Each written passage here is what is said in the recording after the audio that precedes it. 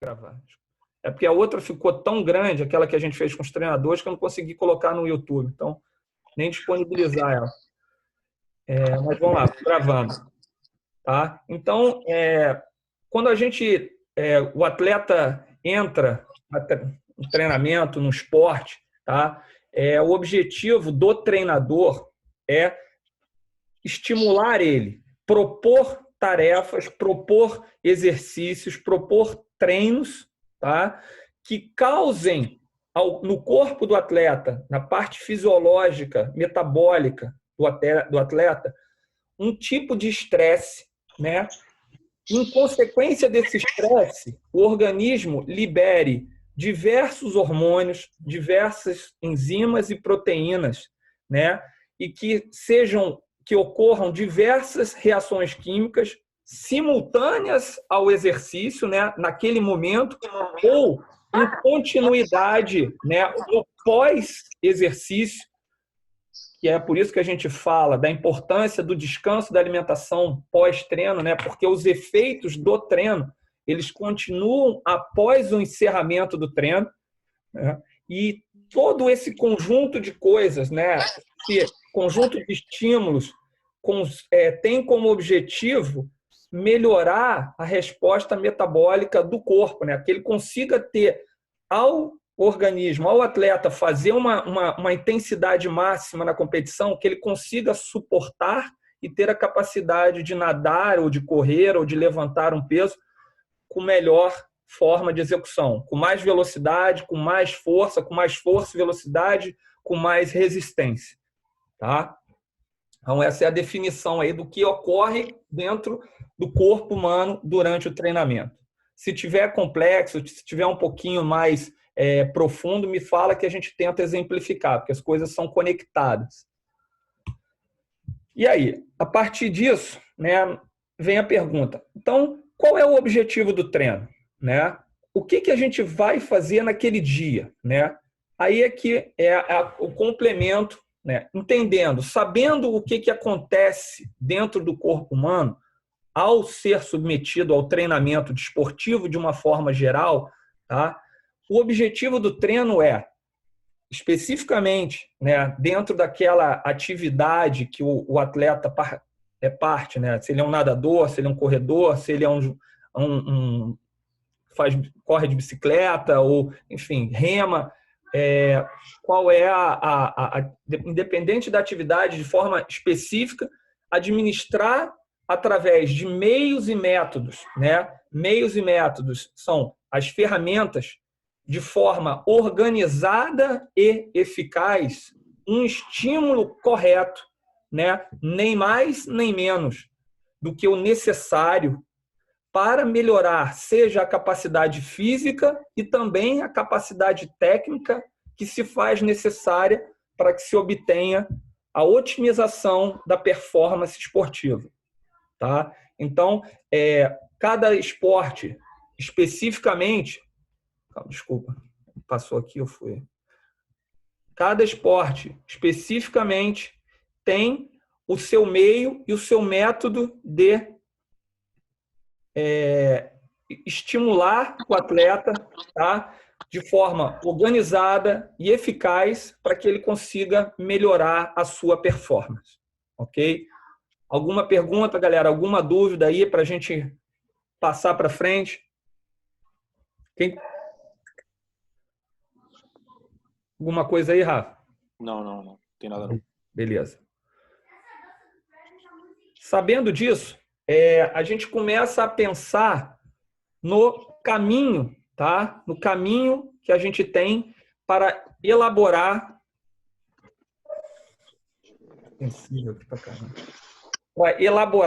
tá, o treinamento.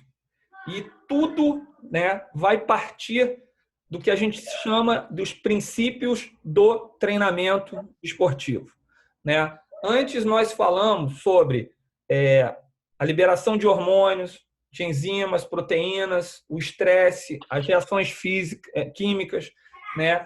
Os meios e métodos, os materiais e os estímulos. Tá? Isso são, de forma geral, maneiras, né, de provocar o treinamento desportivo, tá? Os meios e métodos sendo o caminho, a liberação de hormônio, de enzimas, de proteínas, a consequência. Além disso, algumas outras coisas se fazem presente quando da elaboração de um treinamento. E aí entram fatores como a idade, né, o gênero, fatores hereditários, e podemos ir outros, né, além de fatores físicos, como aonde os atletas moram, na altitude, no frio, no calor, em zonas tropicais, enfim, tudo isso é parte de um conjunto de fatores que foram organizados para servirem como ferramentas à elaboração do treino, que nós chamamos de princípios do treinamento desportivo. Tá? Esses princípios, eu acho que sempre que nós estudamos uma matéria, nós nos melhor encontramos com alguns entendimentos. Existem diversos autores, diversos cientistas, diversos estudos, né? E nós, como profissionais, nos encontramos com alguns deles. Para mim, né, uma forma simples de se entender os princípios do treinamento é dividindo eles em dois grandes grupos. Tá? Primeiro são os grupos cujos princípios são biológicos, né? Os princípios biológicos são aqueles que dizem respeito às grandes ciências biológicas e pedagógicas que envolvem o treinamento. Tá? E aí existem princípios como da individualidade biológica, princípio da adaptação, da sobrecarga, da especificidade, né, da variabilidade e também da interdependência do volume e da intensidade, que é um fator extremamente importante. Por outro lado, né, existem os princípios metodológicos do treinamento, que se dizem respeito à própria prática esportiva e os seus métodos específicos. Né? E aí a gente tem o princípio da especialização, da continuidade, da progressão, da ciclicidade, da individualização e da multilateralidade. Tá? Eu não vou entrar muito nesses princípios, senão é um pouco tempo e uma matéria muito complexa, tá? Mas, de forma geral, vocês entendendo que de dois caminhos, né, nós temos a formatação das ferramentas que a gente precisa para elaboração e organização do treinamento. Legal por aí, Rafa?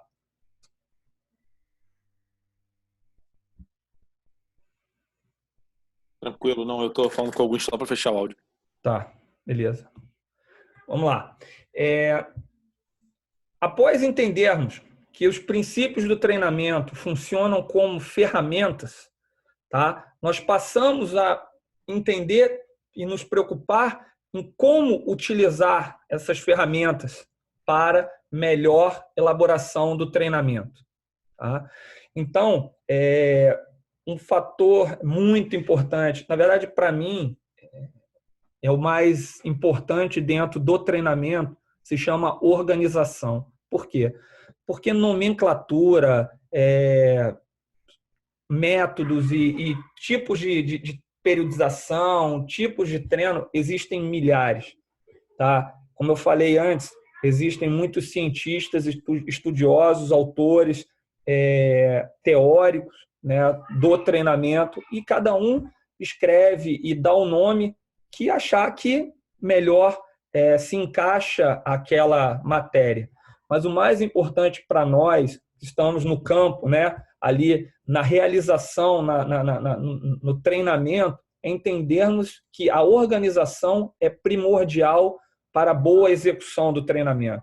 Se você vai chamar de bloco, ou se vai chamar de ciclo, ou se você vai chamar de fase, não importa. O que importa é que você tenha organização para poder propor o treinamento de forma correta, tá? Que as cargas aplicadas elas estejam em ordem correta, que você não anteceda nem atrase a aplicação de nenhuma carga, para que isso tire a eficácia e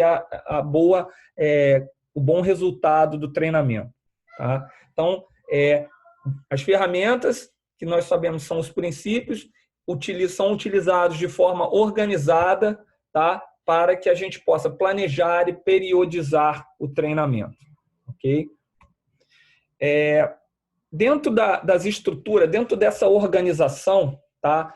3 conceitos são extremamente importantes, né? Macrociclo, mesociclo e microciclo. O macrociclo é o período total de preparação, tá?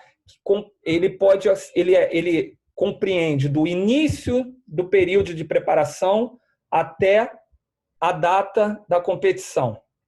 Vamos dizer, nós começamos a treinar dia 1º de janeiro e a competição, né, vamos dizer, o Maria Lenk, seletiva olímpica, iniciaria ontem, dia 20 de abril. Então, o macrociclo de treino, ele é o período compreendido entre 1º de janeiro e 20 de abril. Ali ele compreende toda, né, a preparação para aquela competição. O macrociclo, ele é dividido em subfases, né? Aí, como eu falei, blocos, ciclos ou fases de treinamento, que são os mesociclos, tá? Esses mesociclos, eles são as unidades medianas das estruturas organizacionais. São compreendidas por um conjunto de 4 semanas, 5 semanas, dependendo do ciclo, bloco ou fase que você esteja, tá? E o microciclo, que são as menores unidades de organização dentro da periodização. E geralmente equivalem a 1 semana de treino. Por que geralmente? Porque existia uma corrente, né, um tipo de periodização que usavam um microciclo de 10 dias. Eu não sei nem se isso hoje em dia ainda está em uso, mas há muitos anos atrás, Navarro, tá, utilizava microciclos de 10 dias. Então, essas são as estruturas organizacionais. Sempre que nós organizamos um treinamento, nós precisamos saber qual é o nosso macrociclo, quais são os mesociclos e, principalmente, quantos são e a que se devem os microciclos. Ok?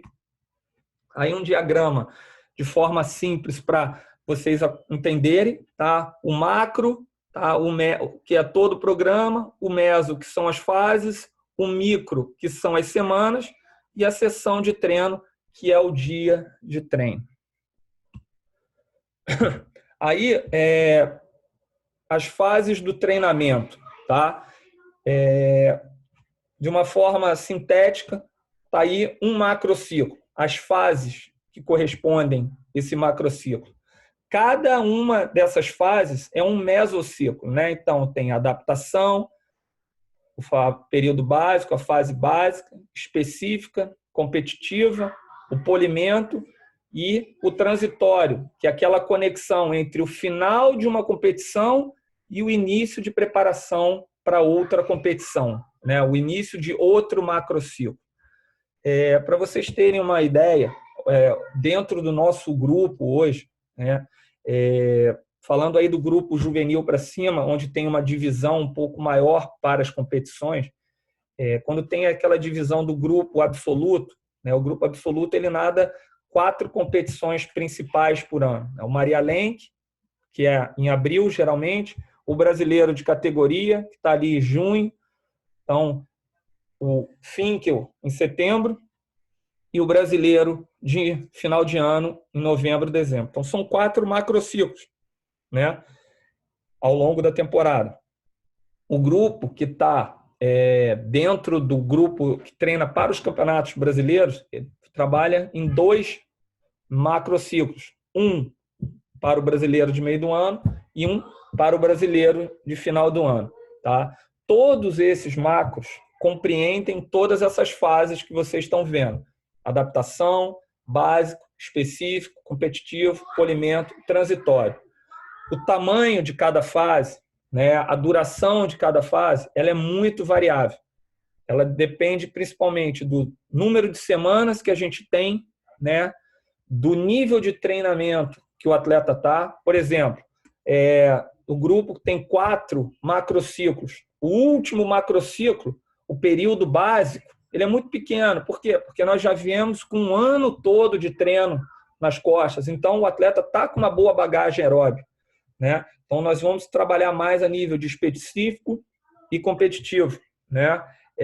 Às vezes a gente percebe que o atleta teve, vamos supor, o Finkel e aí tem entre o Finkel e o brasileiro de categoria tem Mococa. Então a gente dá uma esticada no período, no polimento, né? Ele acaba competindo o Finkel, 2 semanas depois ele nada outra competição dentro ainda do macrociclo anterior, né? Isso planejado, e depois ele entra num outro macrociclo menorzinho para o brasileiro. Então, não existe uma pré-determinação fixa de quantas semanas cabem, de quantos microciclos, né, cabem dentro de cada mesociclo desse. Isso vai depender dentro do objetivo de cada um. Lembrando ali o princípio da individualidade, né? A gente aplica esse princípio dessa forma. Ao longo de uma temporada, né, geralmente, no primeiro grande ciclo, nós fazemos um período de adaptação e um período básico maior.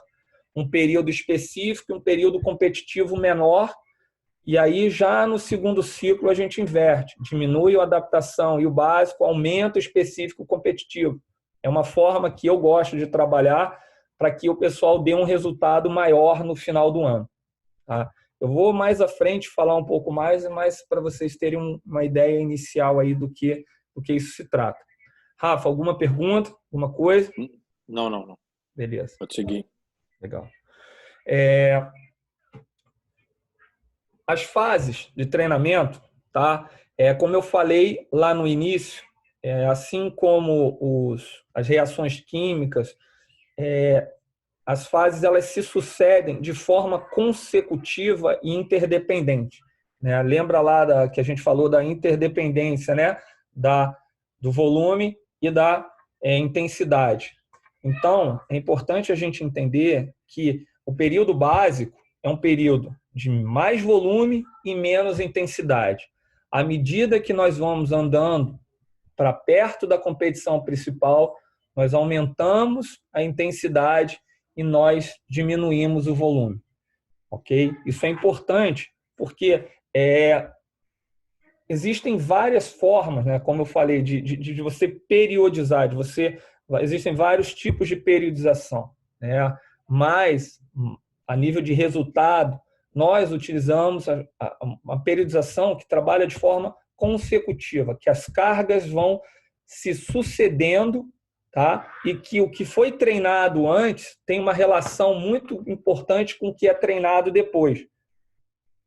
A base, ela é o fundamento para o específico. Se o atleta faz uma base ruim, ele não vai conseguir treinar o específico de forma que pode, não vai conseguir ter a performance que a gente espera, porque ele não deu a devida ênfase e qualidade no período básico. Tá? E é isso que eu estou falando aí embaixo, que a perda ou interrupção de uma das fases do treino ela enseja uma diminuição da adaptação desejada naquela fase. Então, se a gente elaborou um período básico de 8 semanas e o atleta faltou, viajou, ficou doente, enfim, fez de má vontade essas 8 semanas, o que ele adaptaria, né, quando nós planejamos aquilo, não foi o que efetivamente aconteceu. Enquanto o que ele, passando para a fase seguinte, ele vai sentir a falta do que ele deixou de fazer. Então, isso já começa a explicar muito da nossa preocupação com a continuidade do treinamento. A gente vê que, em alguns momentos, somente tocando no ponto do período básico, que é o período mais chato, aquele período de rodar, mas eu não gosto de rodar, mas é muito chato rodar. Mas os efeitos, né, da base aeróbica que nós falamos, eles são para curto, médio e longo prazo. Por quê? A curto prazo, porque ele é determinante no que você vai conseguir adaptar no ciclo, né, na fase seguinte. A médio prazo, porque se você fez uma base aeróbica boa no início da temporada, você vai conseguir, ao longo da temporada, primeiro, precisar fazer menos base, poder dar mais ênfase ao trabalho de qualidade, ao trabalho específico, né? Então, a médio prazo, ao longo dentro de uma mesma temporada, você pode diminuir a tua demanda de base aeróbica e melhorar e aumentar o trabalho de qualidade nas fases que são de específico e competitivo, tá? Além disso, a curto prazo, quem não tem uma base aeróbica bem feita, no período do polimento, não pode ter o mesmo nível de descanso que os atletas que cumpriram tudo, porque o polimento é uma fase onde o controle das cargas se faz necessário para que o atleta não perca, né, aquilo que ele ganhou. A gente pensa que o polimento é só e somente só descansar, não. O polimento, né, a palavra, se vocês forem no dicionário, o polimento é lapidar, né, é ajuste fino, é deixar no ponto. E se a gente só pensar em descansar, né, o polimento pode ser um fracasso. Então, assim, a curto prazo, o atleta que perde a base, que deixa de fazer a base, ele não consegue obter as adaptações necessárias e desejadas nos próximos e sucessivos ciclos de fases de treino. A médio prazo, dentro daquela mesma temporada, ele vai precisar voltar a fazer uma base maior para conseguir encontrar um patamar desejado, e ele também precisa ter uma preocupação muito grande no polimento para que ele não perca mais do que ele pode, né, descansar no polimento. A longo prazo, a gente fala aí de anos, né, de anos de treinamento. A gente vê atletas hoje, vamos dar um bom exemplo. Todo mundo fala, o César Cielo treina pouco. Poucos viram o que o César treinou há 10, 12 anos atrás. Ele nadava 400 livre, ele nadava 200 livre. E isso formou uma base, né, aeróbia tamanha que hoje ele pode ainda, com muito pouco treino, se manter extremamente competitivo. Fala-se disso também o Bruno Fratos, né? Ele já falou isso para quem assistiu a clínica que ele deu lá no Marino, ele fala exatamente desse ponto, tá?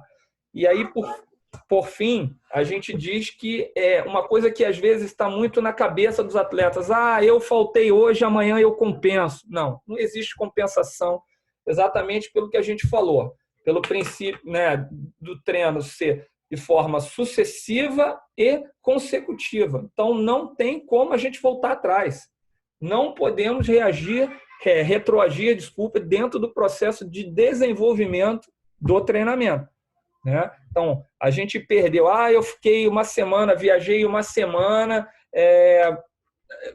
eu vou recuperar. Não vai recuperar. Você vai recuperar a sua forma física, mas aquilo que você deixou de treinar, você deixou de treinar e não tem como voltar dentro do planejamento, né, para correr atrás disso.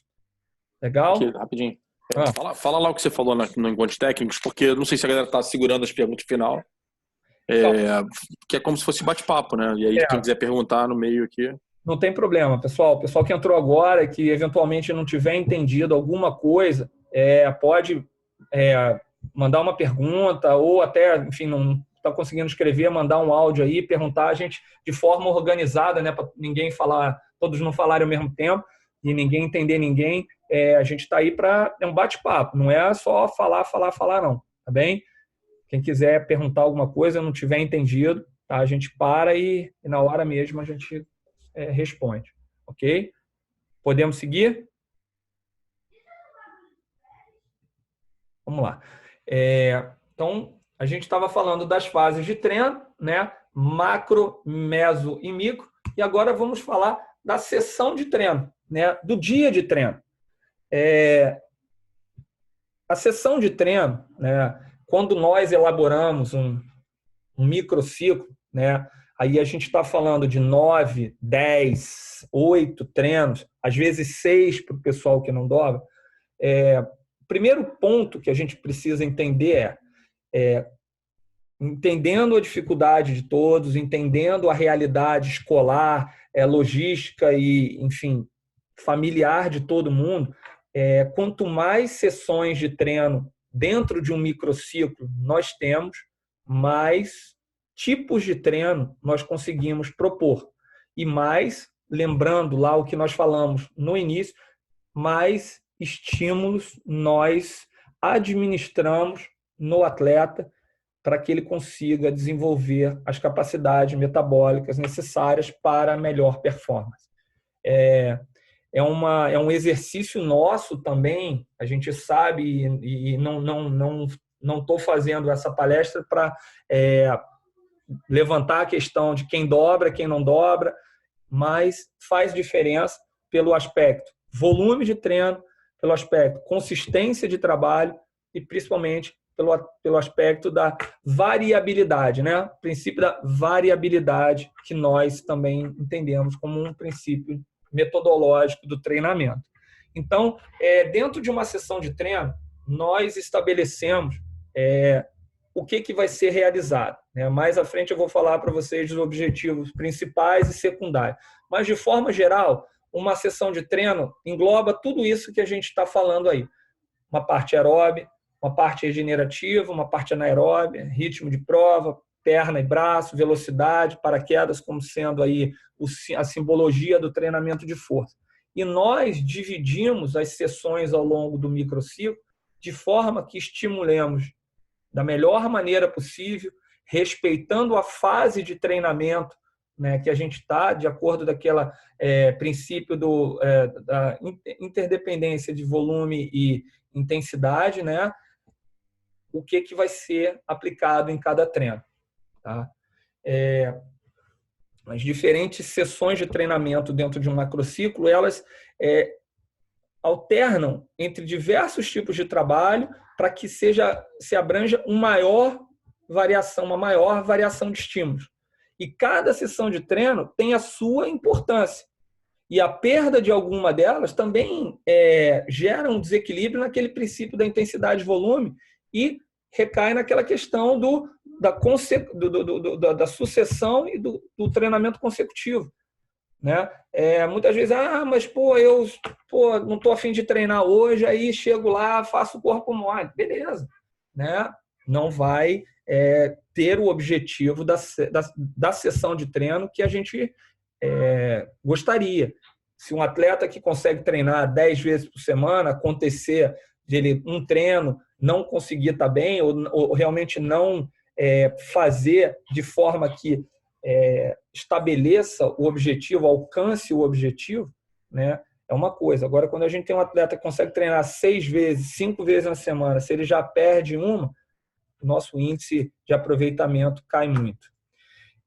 Nesse ponto, eu gostaria de falar uma coisa que, ao longo desses anos todos que eu estou aí como treinador, eu tento mostrar para os atletas, alguns entendem, outros não.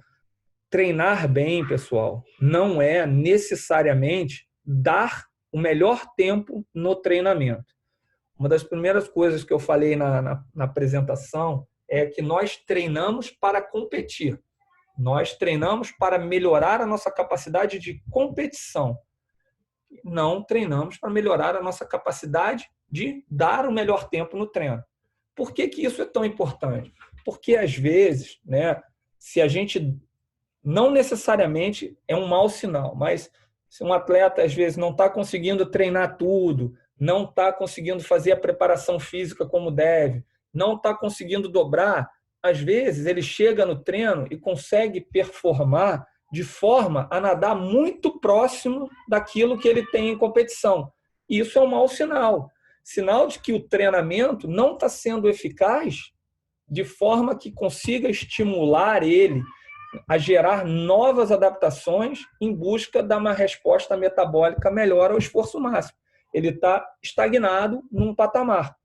Né? Mas, às vezes, cria aquela ilusão, mas eu dei meu melhor tempo no treino, chegou na competição principal, eu não consegui nadar tão bem. Eu não entendo isso. Aí a gente vai explicar e aí pega, né? Nós temos o controle de frequência e aproveitamento de treino dos atletas, e a gente vê que um atleta teve 60%, 50% de aproveitamento a nível de frequência, de realização de tarefa, de material.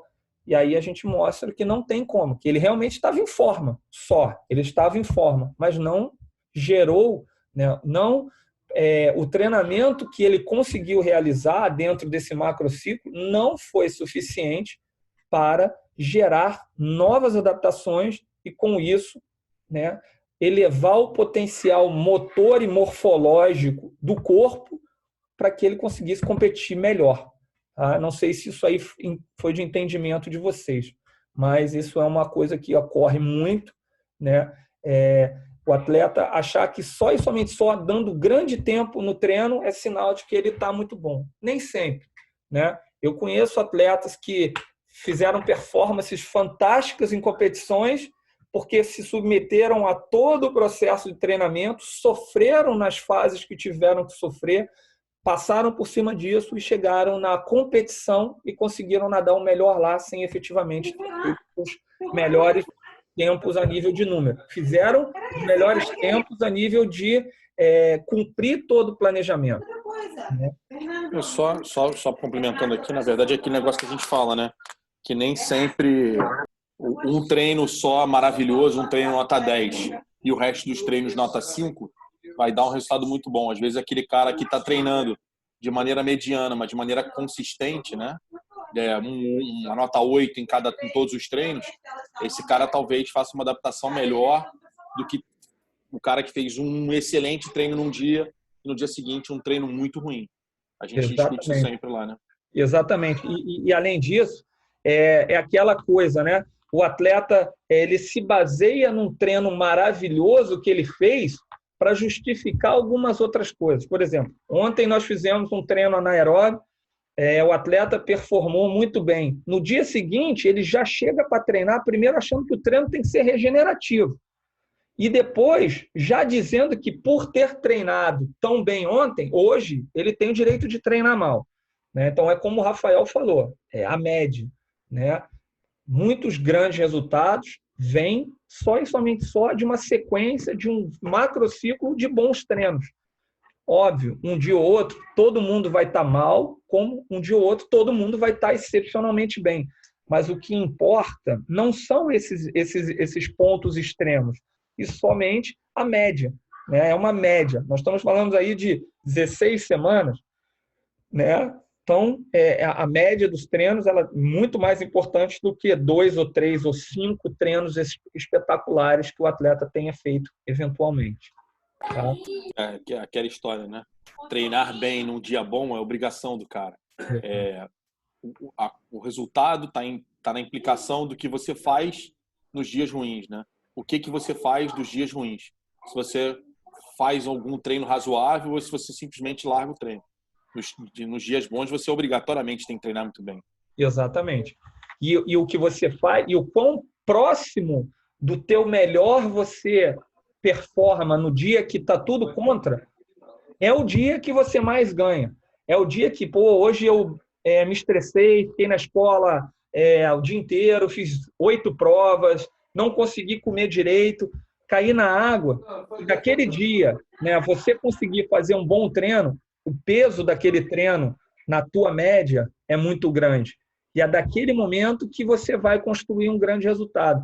Porque acaba que ninguém tá isento de chegar no dia da competição principal e cair na água e não está se sentindo muito bem.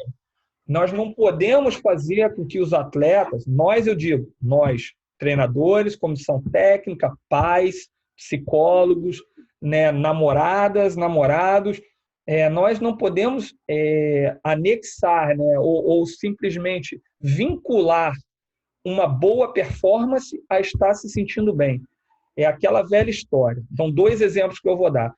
Quantas vezes nós já competimos muito bem nos sentindo mal no aquecimento e também competimos mal nos sentindo voando no aquecimento, né? E outro exemplo é o Michael Phelps, ao final da Olimpíada de 2008, no último dia de competição, ele já visivelmente mais magro, tendo nadado não sei quantos quilômetros entre eliminatória, semifinal, final, solta a entrevista, antidoping, aquecimento, reaquece, solta entre uma prova e outra, ele chega para nadar a última prova individual dele, que foi o 100 borboleta, e consegue ganhar na última braçada. Será que ele se sentiu bem ali ou será que ele simplesmente ignorou qualquer coisa e foi buscar o objetivo?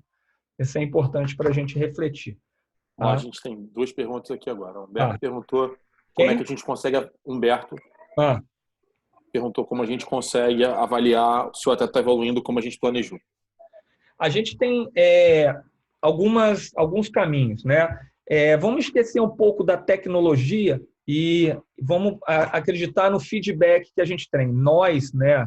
Aí eu digo você, Lucas, Matheus, Rafa Gouveia, conversamos muito com os atletas, conversamos muito entre nós e temos, né, alguns protocolos dentro do treino, séries de avaliação dentro de cada uma dessas fases que não conseguem nos dizer com grau de certeza muito alto se o atleta está evoluindo, se ele está absorvendo e adaptando aquelas cargas que eles estão sofrendo ou se ele não está. Tá? Então, isso é um ponto. E outro é propriamente nosso feeling, né? De ver o atleta evoluindo tecnicamente, de ver o atleta conseguindo realizar os treinos que antes ele não conseguia fazer tão bem, realizando tecnicamente bem, com mais consistência, com uma performance melhor, com uma média geral melhor. Então, a gente avalia muito em cima disso. Acrescenta alguma coisa aí, Rafa? Não, está... Até a performance da competição, né? Acaba sendo uma variação, né? A gente acaba vendo a performance, não só tempo, né? A gente não só avalia tempo, mas aí também tem a evolução técnica, né? Exatamente. Como o atleta suporta uma competição, às vezes a gente coloca 4, 5 provas em 2 etapas e o atleta consegue performar bem em todas elas, né? Não nadando maravilhosamente bem, mas você vê que a capacidade de recuperação de uma prova para outra foi excelente, que o atleta, na última prova, ele conseguiu fazer um final de prova legal, uma virada boa. E são esses subfatores que dão muito direcionamento para a gente. Uma coisa que pais e atletas, né? A gente está falando de treinamento, então, assim, dependendo da fase do treino, a gente não espera que o atleta faça o melhor tempo dele na competição que a gente vai competir. Então, assim, às vezes gera uma ansiedade no pai e no atleta de que ele tem sempre que nadar para o melhor tempo. E aí vai em cima do microciclo, em que fase do macrociclo a gente está, já que o Rogério estava falando de macro e micro. Então, assim, essa ansiedade de sempre nadar para o melhor acaba sendo dos pais e dos atletas. A gente sabe e a gente vai para a competição sabendo que nem sempre o atleta vai nadar para o melhor tempo dele. E a gente tem essa expectativa de ele não vai melhorar o tempo, mas ele deve nadar para próximo disso.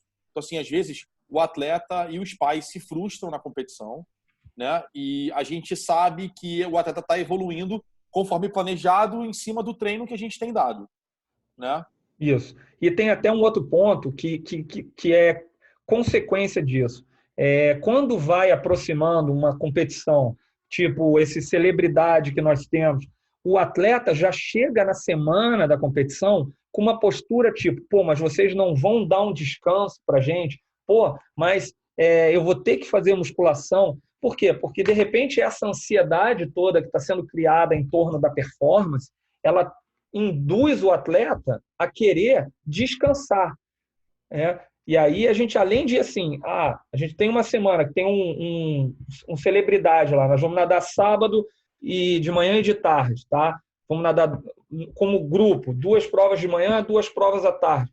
Nós vamos usar a semana como uma semana dentro do mesociclo específico para trabalhar a capacidade anaeróbica, tá? A capacidade das velocidades de competição. Então, a gente vai fazer uma sessão na terça-feira muito forte, vai fazer na quinta-feira um estímulo de velocidade e ritmo de prova muito forte e usar a competição no sábado de manhã e de tarde como um terceiro estímulo.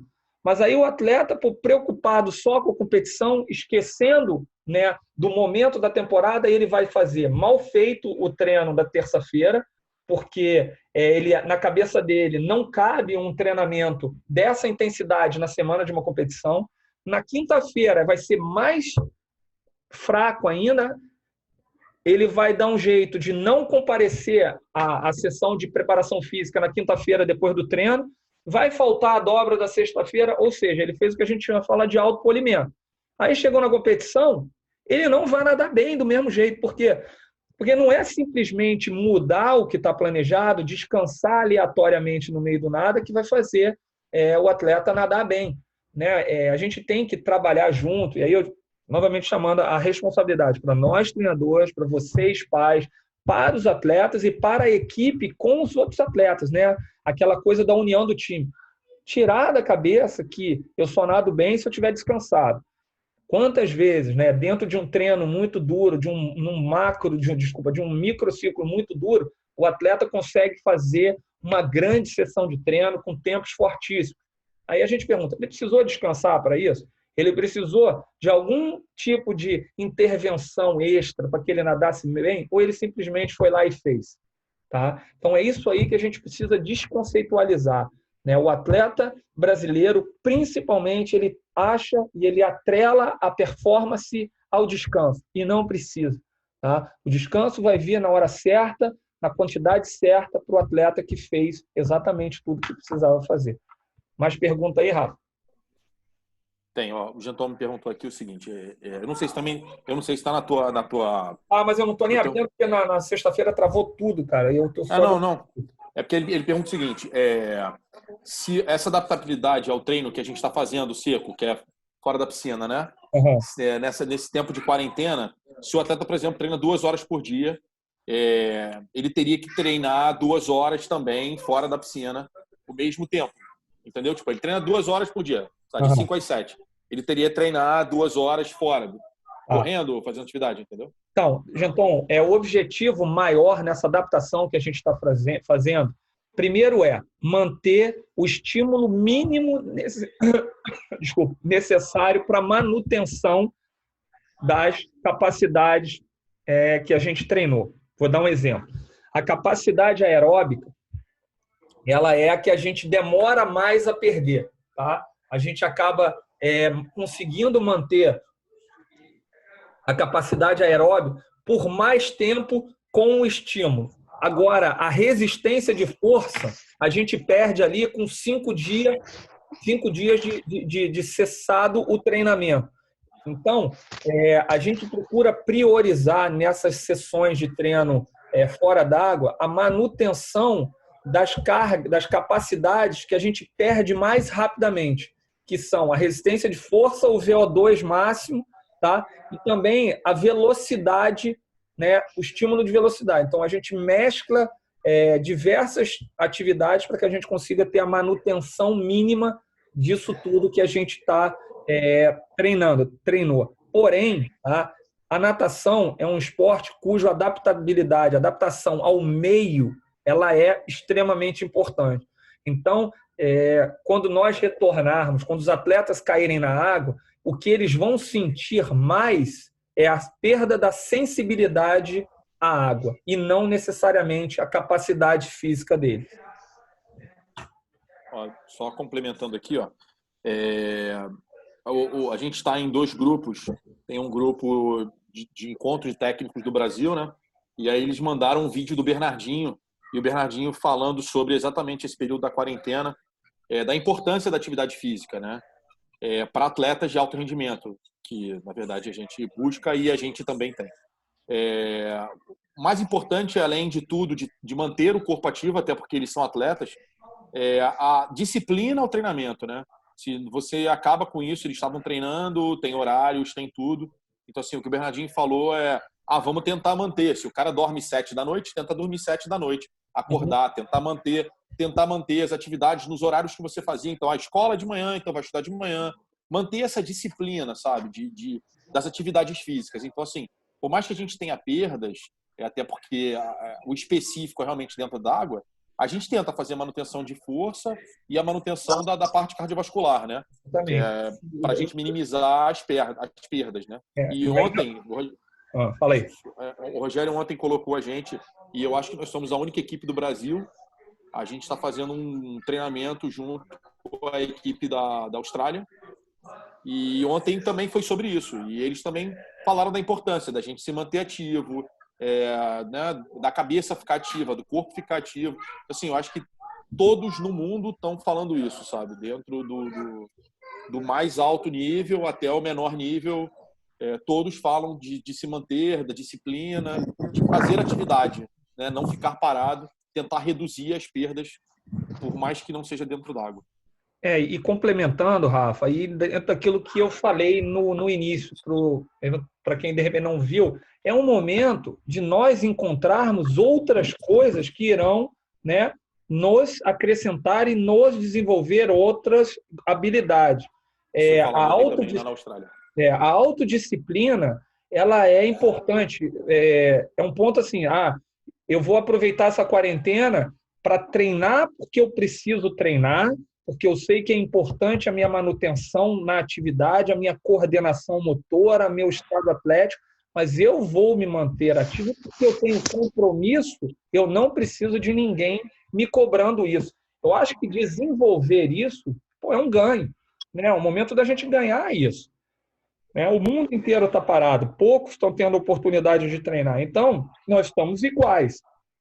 Então, vamos tentar melhorar alguma coisa, né? sem perder nada. E aí é totalmente viável, Genton, respondendo a tua pergunta, que a gente consiga manter uma grande capacidade física, né? Eu estou ouvindo. O que a gente chama, né, o atleticismo do nadador, né? A condição atlética dele pode até ser otimizada, tá bem? Bia, teu microfone está aberto aí. Ó, vamos lá, o Fred está perguntando aqui, ó, se o planejamento compartilhado individualmente com os atletas não seria a melhor forma para quebrar essa expectativa de fazer o melhor tempo em todas as competições. Isso a gente, Fred, conversa muito com o atleta, mas isso é um ponto de amadurecimento. Porque, vamos ser verdadeiros aqui, não somos máquinas. Todos nós gostamos de subir no bloco, né? Nós aqui, ex-atletas, e os meninos e meninas atletas hoje, subir no bloco e nadar bem. Né? Mas o medo, né, de nadar mal é algo que tem que inexistir, porque se você está treinando, se você está fazendo tudo que você deve fazer, você não vai nadar mal. Então, a gente procura individualmente conversar sobre objetivos, né? Mostrar qual a importância da competição, fala com o atleta, olha, a gente quer essa competição, vamos treinar uma passagem, ou vamos nadar uma ou duas provas diferentes, ou vamos tentar fazer uma sobrecarga de provas e ver como você reage. Então, a gente trabalha dessa forma. Agora, a interpretação, né, desse momento é muito uma questão de maturidade e, principalmente, de expectativa da estrutura familiar, né? Atleta, pai, mãe, porque existe sempre a expectativa do resultado, né? E não necessariamente em todas as competições ele precisa vir. Se vier, está até errado, né? Não é algo muito comum isso, não.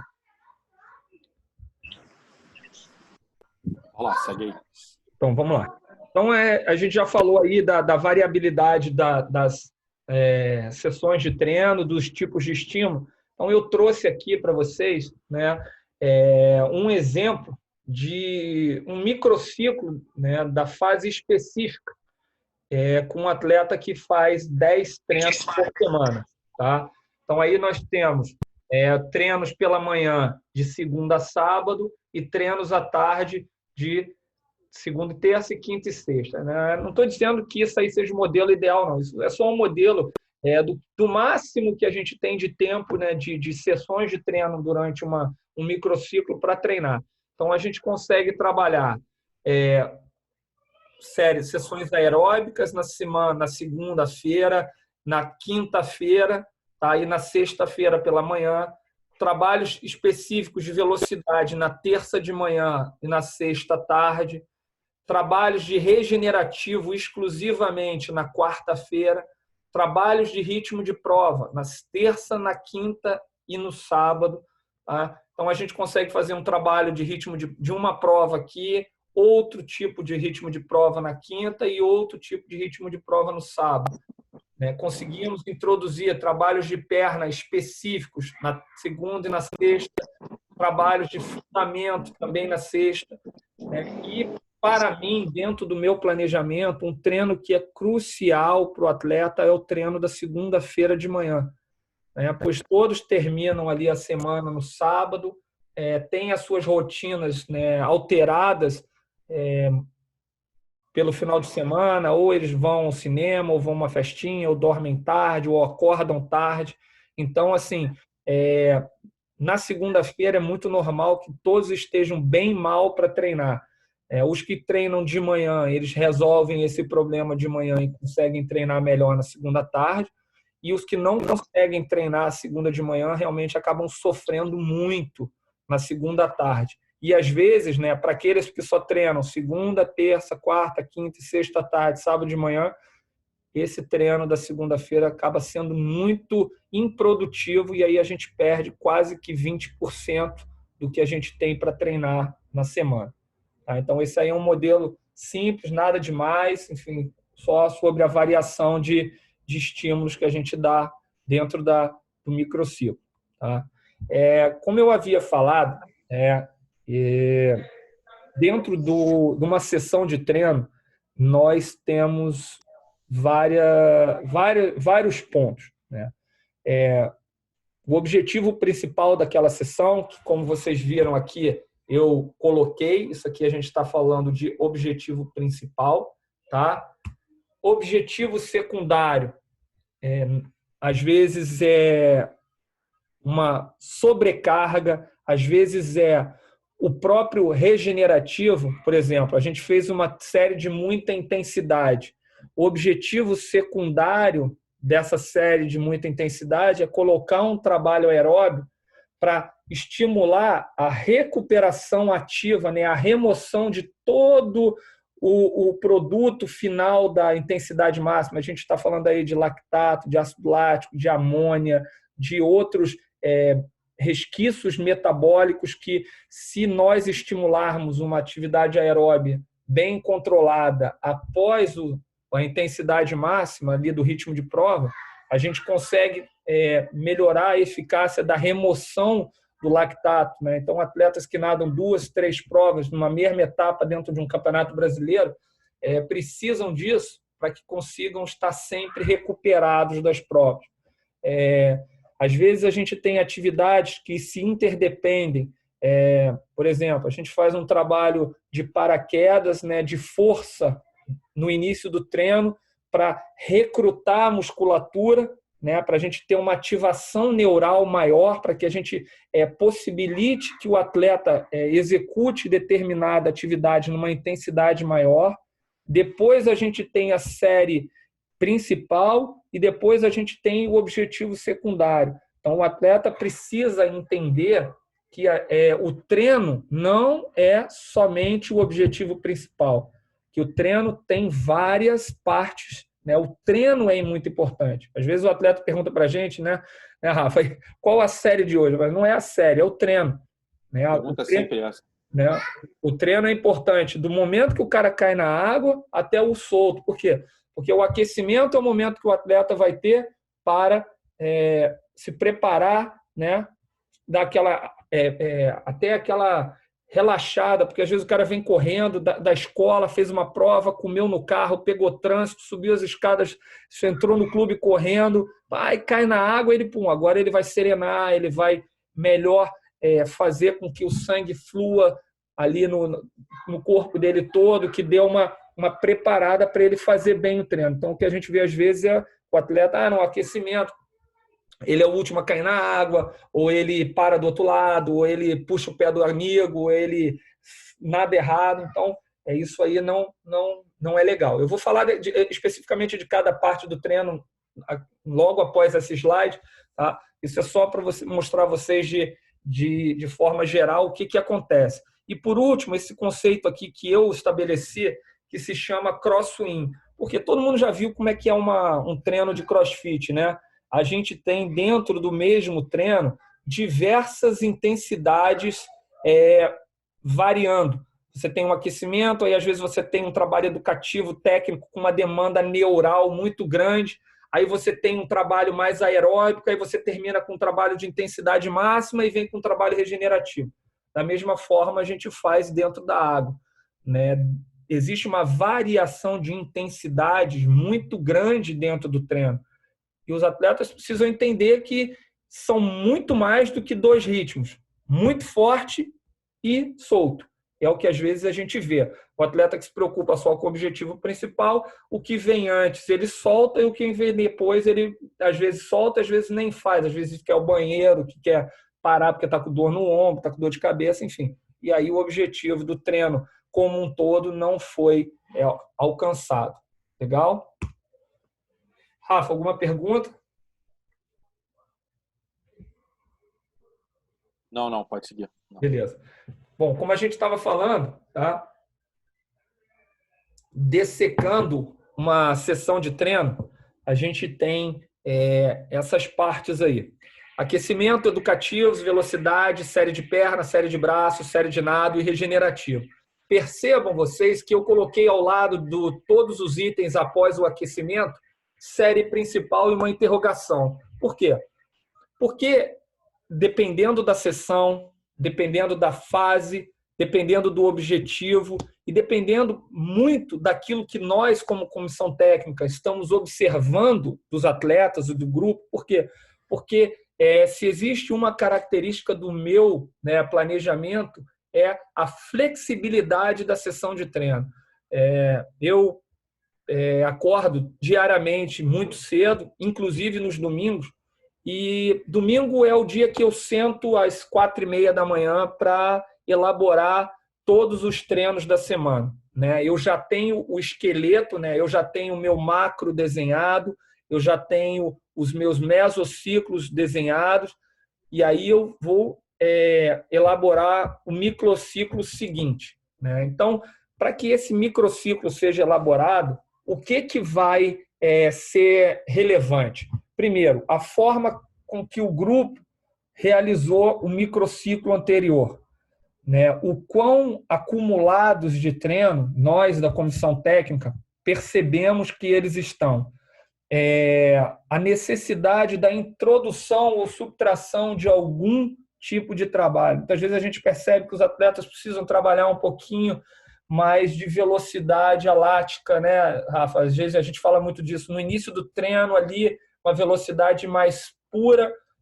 Então, a gente não estava previsto colocar isso, mas nós percebemos que está sendo importante. Então, a gente consegue introduzir ou subtrair do que está planejado. Então, domingo de manhã, cedo, eu sento e vou elaborar toda a semana de treinos. Então, eu elaboro segunda, terça, quarta, quinta, sexta e sábado. Pode ser que na terça-feira eu chegue para dar treino à tarde e a gente delibere ali na borda da piscina, perceba que os atletas estão um pouco desencaixados, cansados e acumulados, e aí a gente faça uma alteração no que foi planejado. A gente estaria ali seguindo aquele micro que eu falei, a gente chegou aqui no aquecimento desse treino, a gente tinha por objetivo um ritmo de prova. E aí a gente entende que não vai encaixar um ritmo de prova ali, que os atletas estão cansados, acumulados, que eles estão num período de provas da escola, todos eles, que geralmente acontece na mesma época, e você percebe que eles não estão bem. Então a gente acaba ali na hora ajustando o planejamento, ajustando a sessão de treino e substitui. Tira o trabalho anaeróbio, o ritmo de prova e coloca um trabalho de educativo, faz um treino curto, um educativo de todos os nados, ou faz uma série de perna, ou faz umas saídas. Então, isso acontece muito. Tá? Então, voltando a falar aí das partes do treino, muitas sessões a gente pode fazer com que os educativos sejam a série principal e as outras partes da sessão sejam objetivos secundários. Ou, às vezes, a gente pode fazer com que a série do dia, o objetivo principal, seja uma série de perna, nadando e educativo. Então, a gente faz um estímulo forte de perna, joga um educativo para coordenar e entra com um trabalho de intensidade nadando. Outros dias, a gente pode colocar uma série de braço com palmar e um bloqueio para trabalhar uma capacidade respiratória. Enfim, então, todas essas partes do treino podem ser série principal, dependendo daquilo que a gente objetive para aquele microciclo, ou principalmente a gente entenda ser de necessidade do grupo ou do atleta. Tá? Então, o atleta ele tem que ter na cabeça dele que perna, que braço, que nadando, que velocidade, que educativo, que aquecimento, embora não tenha marcado o aquecimento como série principal, que o aquecimento é extremamente importante dentro do treino, e principalmente o regenerativo. Regenerativo não é soltar, regenerativo não é nadar fraco, regenerativo não é nadar errado. Regenerativo é uma parte extremamente importante do treino e precisa ser cumprido à risca, porque soltar nem sempre regenera. Às vezes, o soltar ele dá uma recuperação momentânea. Mas lembra lá no início que nós falamos que o treinamento tem os seus efeitos no momento e de ação continuada? Muitas vezes, quando nós pegamos um treino regenerativo e fazemos uma intensidade ótima, o bastante para gerar a remoção dos resquícios metabólicos do músculo, né, da corrente sanguínea, e que nós eliminemos eles, é importante nadar uma intensidade maior que o solto, né? Então, o efeito disso aí vai continuar, né? O atleta vai para casa, ele vai estar continuando sob o efeito desse estímulo de treino e no dia seguinte ele vai estar legal para treinar novamente.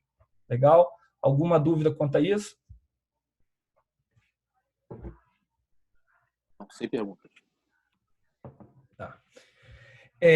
E aí a gente chega, né, para a elaboração do treinamento. Então, recapitulando, nós já entendemos o que o treinamento faz com o corpo humano, o que é treinar, entendemos a importância dos princípios, né, do treinamento, sejam eles dentro da minha, né, existem vários entendimentos. O meu entendimento, eu gosto de entender eles como divididos em biológicos e metodológicos, né?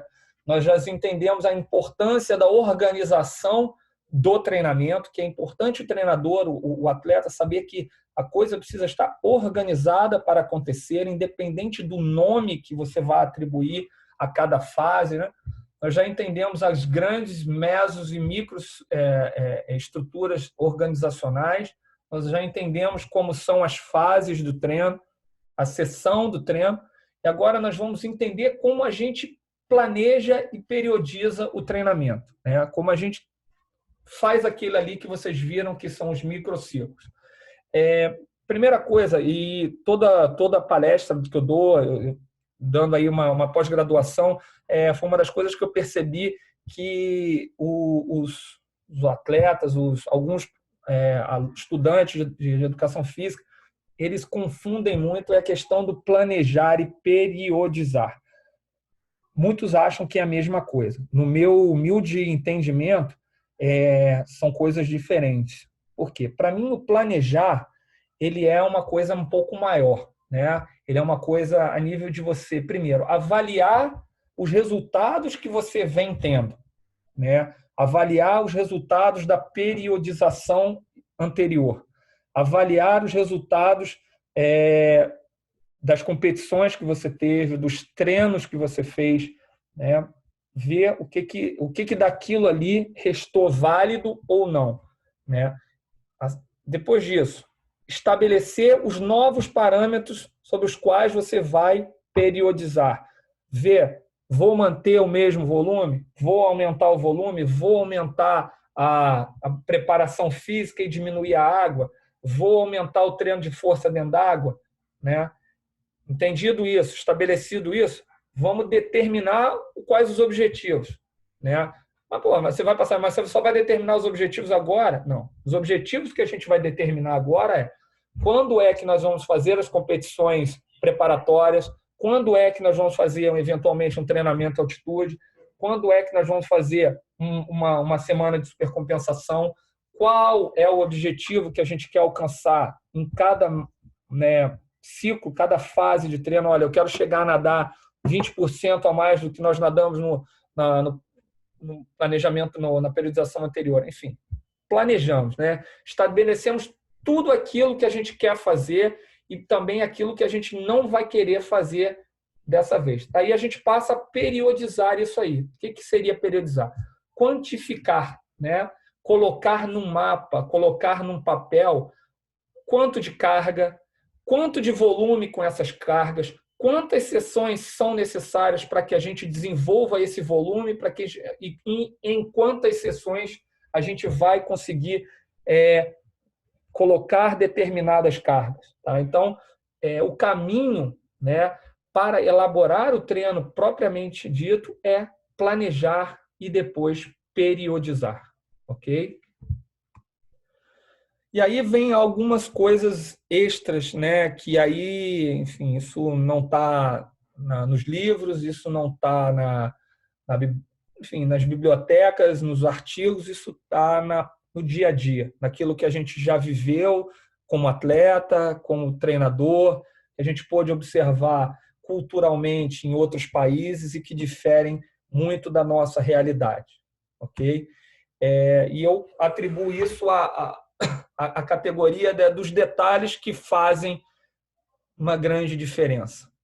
Para mim, treinar, né, como eu falei lá no início, é muito simples. A partir do momento que você entendeu a complexidade de coisas que envolve o treinamento. Nós falamos sobre muitas coisas, aspectos fisiológicos, metabólicos, práticos, né? Mas uma coisa é extremamente importante. Nada disso vai fazer efeito. O melhor treinador do mundo, se trouxer aí o Bob Bauman, né? Treinador do Michael Phelps, se trouxer outros grandes treinadores, eles não são milagreiros. Eles não fazem milagre se o atleta não quiser dar o seu melhor, se o atleta não quiser devolver ao treinador tudo aquilo que ele está recebendo a nível de dedicação, de estudo, de tempo, de motivação. Tá?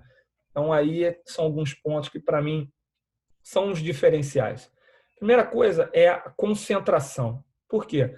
Não adianta, né? Assim como na escola, não adianta, assim como num curso, o atleta ser extremamente habilidoso, né? O que valeria uma facilidade de aprendizado, uma inteligência muito grande, se ele não tiver concentrado naquilo que ele está fazendo. Se ele cair na água e está muito mais preocupado com o que o atleta do lado está fazendo, ou com quantos atletas tem na raia, ou que de repente aquele atleta que ele não gosta muito está na raia com ele. Se o atleta está concentrado, se o atleta está focado naquilo que ele precisa fazer no treino, ele vai conseguir dar mais do que ele daria sem concentração ou fazendo a coisa de qualquer jeito. Vocês conhecem a gente, nós também conhecemos o Armando, o Trovão. Nós procuramos dar o treino de uma forma bem leve, né? Sempre cobrando muito, sempre exigindo muito do atleta, porque nada se conquista sem se chegar ao limite, sem buscar realmente dar o melhor de si diariamente, mas nós somos muito concentrados naquilo que estamos fazendo, nós buscamos sempre dar o melhor para os atletas e é importante que eles entendam e devolvam isso na mesma energia, na mesma proporção. Então, a concentração ela é fundamental. O atleta, na hora que a gente vai explicar a tarefa, na hora que a gente vai pedir alguma coisa relacionada ao treinamento, que o atleta esteja concentrado e entenda o que a gente quer e traga para si, para dentro da sua realidade, aquilo que ele pode fazer e tem que fazer. A natação é um esporte de repetição. Então, a gente não pode repetir o errado, a gente tem que procurar sempre repetir o certo, e a concentração ela é uma ferramenta fundamental para isso. Outro ponto importantíssimo, que são os fundamentos. E disso a gente fala, saídas, viradas e chegadas. Vamos começar pela virada, porque é um ponto que não tem justificativa para atletas virarem mal, principalmente pelo número de viradas que eles fazem todo dia. Se a gente pensar num treino de 5.000 metros, né, quantas viradas não são feitas? Quantas oportunidades os atletas não têm de fazer aquilo da melhor forma possível? Enganam aqueles que acreditam que treino de virada é aquilo ali que a gente faz há 3, 4 dias da competição, dos atletas parando no meio, vão até a parede, acelerando, fazem virada. Aquilo ali é educativo de virada. Aquilo ali é importante para o atleta ser corrigido num detalhe ou outro. Mas a prática da virada, ela se dá dentro do treino. porque ela engloba um fator determinante que se chama o cansaço, né? O atleta dentro da prova, ele vai fazer as viradas sob algum tipo de cansaço. No 100 livre, ou numa prova de 100, numa piscina de 50, é uma virada, ele vai estar não tão cansado na passagem. Mas numa prova de 400 medley, a última virada do crawl, com certeza o atleta vai estar já sob um nível de fadiga tal que não seja tão fácil fazer a melhor virada. E quando ele vai treinar isso? Dentro do treino, né? No treinamento, ali na série longa, na série dura, naquela série da base, do rodado, que ele vai procurar fazer a virada, respirar somente depois da segunda abraçada, ondular bastante. Mas é de responsabilidade somente do treinador isso? Não, porque nós fomentamos os atletas, né, com essa informação. O atleta faz com essa informação o que ele quer. O que a gente percebe a nível internacional é que essa disciplina que o atleta tem com a melhor execução daquilo que ele tem que fazer é diferente, né? Por exemplo, uma natação mais vencedora do mundo, que é a natação americana, o atleta sabe que ele, para o futuro dele, para ele nadar numa faculdade, numa universidade, na qual os campeonatos são em piscina de jardas, né, que são menores do que as piscinas de 25 metros, ele vai precisar ter uma grande virada. E ele também sabe que, para ele conseguir a melhor universidade, ele vai ter que ser diferenciado. Então, ele traz isso para a realidade dele desde muito cedo, né? A mesma coisa a gente fala sobre uma chegada.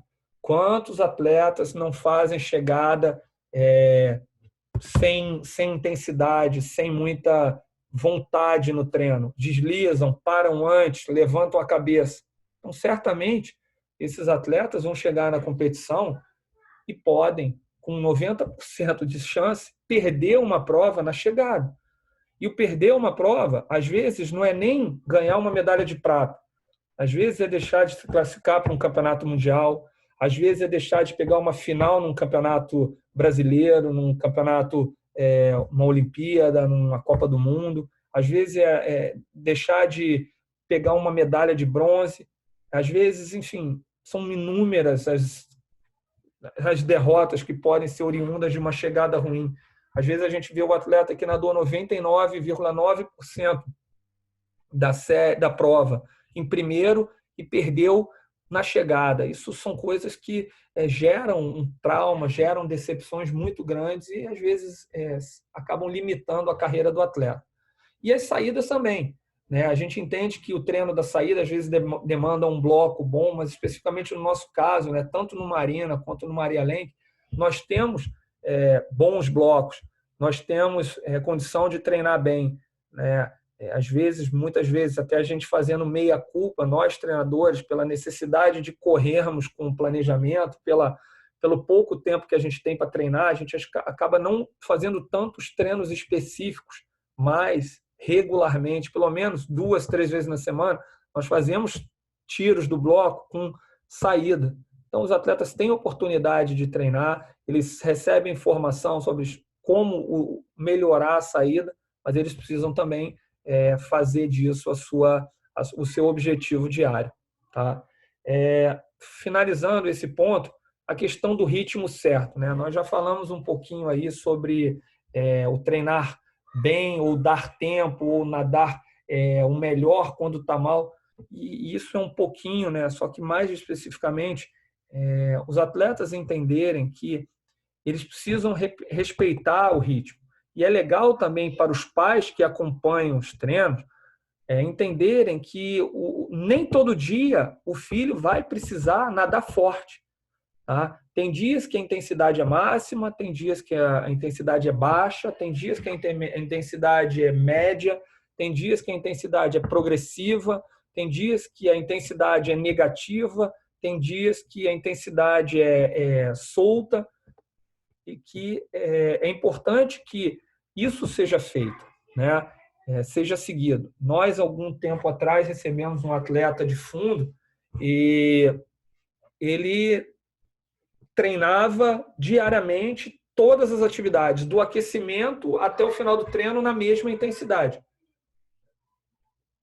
O que acontecia? Chegava na competição, ele só conseguia nadar numa velocidade muito próxima àquela. Então, desconstruir isso e construir uma nova concepção demorou um tempo, mas também foi bastante o atleta voltar a evoluir depois de quase 4 anos sem conseguir nadar bem uma prova de 1.500, nadando muito pior, ele conseguiu evoluir muito. Então, é exatamente pautado nessa questão do ritmo certo na hora certa, tá? Não sejamos simplesmente ávidos e desesperados pela intensidade máxima, porque não se trata somente disso, tá? Antes de passar para o último ponto aí, Rafa, alguma dúvida, alguma questão? Não. Tá. Ninguém perguntou nada aqui. Quer adicionar alguma coisa? Quer colocar alguma coisa? Não, deixa para o final. A Patrícia me fez uma pergunta, o Negão também fez a mesma pergunta, mas aí deixa para o final, que eu acho que todo mundo vai querer saber dessa questão de quando vai ser a volta, se a gente já tem ideia e como vai ser a volta. Tá. Eu acho que isso fica para o final. Beleza. Outros fatores importantes aí no treinamento, tá? Coisas que também não estão nos livros, não estão nos artigos. Isso é coisa do dia a dia. Primeiramente, é a frequência de treinos. É importante, como a gente falou, que o atleta mantenha uma rotina, que ele procure seguir dentro do planejamento o máximo possível a linha que foi estabelecida. A gente fala muito assim, atleta, esse ponto é essencialmente sobre as dobras. Mas eu vou dobrar. Aí tudo bem. O atleta começa a dobrar, aí você vê que ele dobra uma semana, 2 vezes, na outra semana ele dobra uma vez, aí na terceira semana ele já não dobra. Não adianta nada. As dobras, elas só são eficazes se elas forem feitas ao longo do planejamento inteiro. Tá? Elas só irão gerar o efeito ao longo do planejamento e lá no final, quando a gente for realizar tudo aquilo que a gente treinou. Outro ponto que até você colocou aí, o horário, né? Mas um dia ali na quarta-feira eu não tenho aula na escola, eu posso ir treinar de manhã? Poder você até pode, mas não necessariamente isso é bom, porque a gente tem um biorritmo, né? Os atletas estão acostumados a acordar diariamente no mesmo horário. Então, às vezes, é melhor você manter esse horário, acordar cedo, não ir para o treino, treinar à tarde, porque você alterou menos. Só de suar até estranho, mas se vocês verem que os resultados no treino são melhores quando são respeitados o ritmo de vida, o biorritmo de cada um, vocês vão entender isso aí que eu estou propondo. Tá? Então, a frequência de treinos e também a consistência, a manutenção do ritmo, da frequência, do cotidiano na vida é muito importante. Tá? Outro ponto, que é uma coisa que a gente tem muita dor de cabeça, se chama material de treino. Primeiro é atleta que não tem material, depois é atleta que tem material e perde material e não repõe material. Atleta que tem material, não cuida do material, o material deteriora e não serve para nada. Atleta que esquece material, atleta que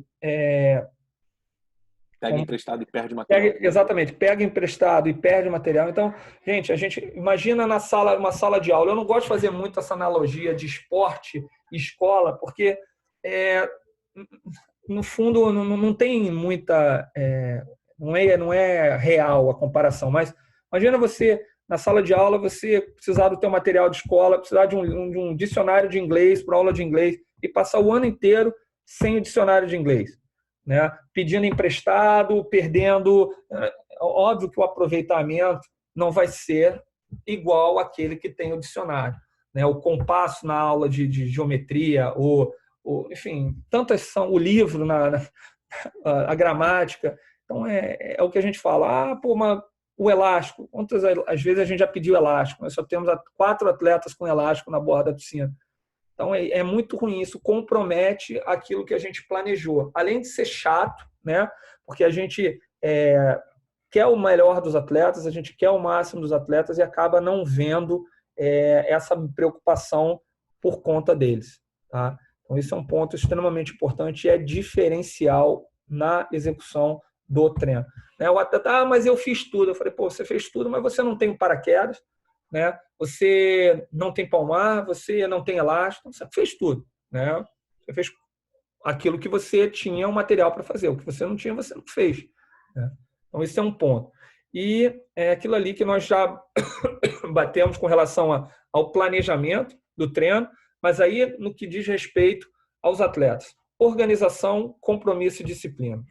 Organização por quê? Porque a gente sabe que a vida do atleta ela é de muitas responsabilidades. Escola, curso, natação. Então, eles precisam aprender a se organizar. Né? E nós temos que cobrar essa organização deles. Horários, saber que tem horário, não deixar acumular matéria, né? Se organizar para não esquecer o material de treino, se organizar para a semana de prova, que ele vai estar super estressado, ele já estudou antes, ele já se preparou antes, para que ele possa não perder, né, os treinos que são importantes naquela semana por conta de estudar para a prova. A gente vê muito, mas eu tenho prova amanhã, não vou poder treinar, mas o treino amanhã é sábado, né? Quantas vezes, né, Rafa? A gente já viu isso aí. Eu vou faltar o treino sábado, eu vou estudar. Vai acordar às 6 horas da manhã para estudar, né? Então é aquela coisa, o atleta fica desesperado, o pai, com razão, de frente das notas péssimas que o atleta teve na iminência da perda do ano, ele dá uma apertada, né? Mas isso tudo se resolveria com organização. Tá? Isso acontece mais que no final do ano, próximo dos campeonatos brasileiros, onde a gente teria, né, os melhores resultados e tal, e aí o cara começa a faltar no final do ano porque ele tem que estudar. Exatamente. E aí compromete todo o ano que ele fez. Ele teve o ano todo para se organizar. Né? É exatamente também o que a gente está vivendo hoje. Muitos aí estão em homeschool, outros estão tendo alguns objetivos, alguns deveres. Mas, gente, é tempo que a gente tem para se organizar. Né? Não dá para a gente voltar aos treinos. Quando voltar, tá com o pessoal pendurado aí. A gente tem que estar com a vida toda em dia. Né? Então, isso se chama organização. Compromisso. Compromisso é entender que existem muitas pessoas que estão envolvidas com o esporte do atleta. É a família toda que abdica de muitas coisas, investe, né? Investe na natação, investe no material, investe no nutricionista, no suplemento, no traje, na viagem. Então, é um investimento. O treinador, né, a comissão técnica, o preparador físico, o fisioterapeuta, que também estão lá traçando um plano de treino, um plano de preparação, um protocolo de recuperação de uma eventual lesão ou de prevenção de uma eventual lesão, e o atleta não está nem aí para a hora do Brasil.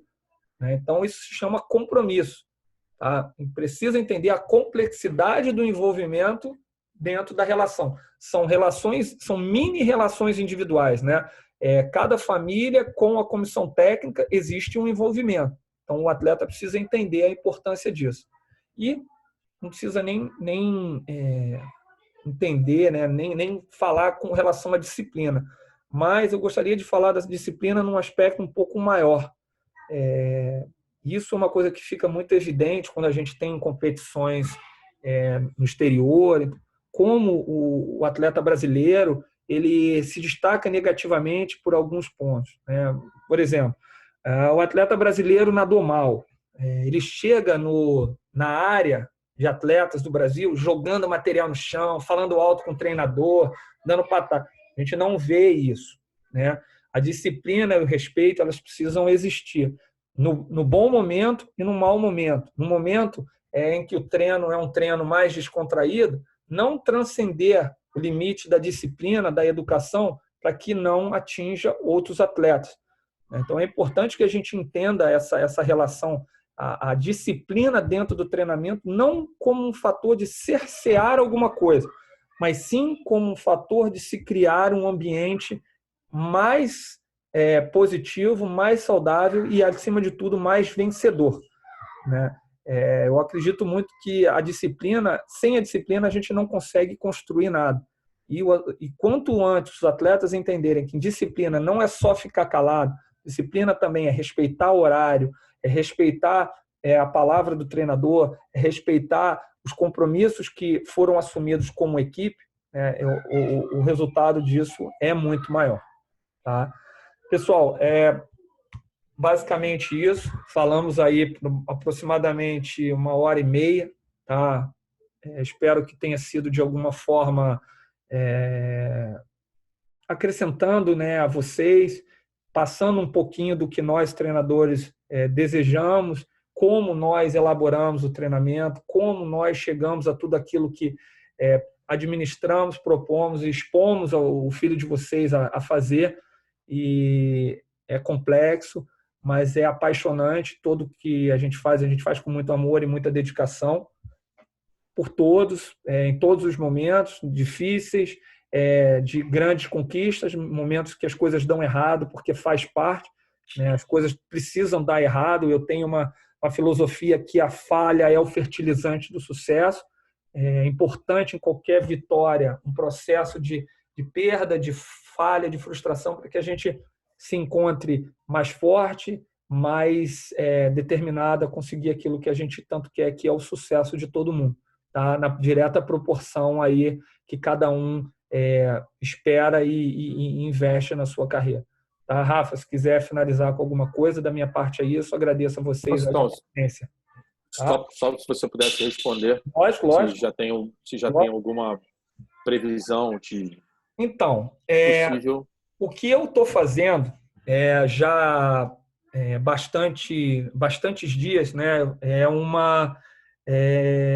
Vou até falar aqui para vocês exatamente como eu. Peraí. Se chama Plano de Retorno e Retomada às Atividades de Natação e Rendimento após a quarentena. Tá?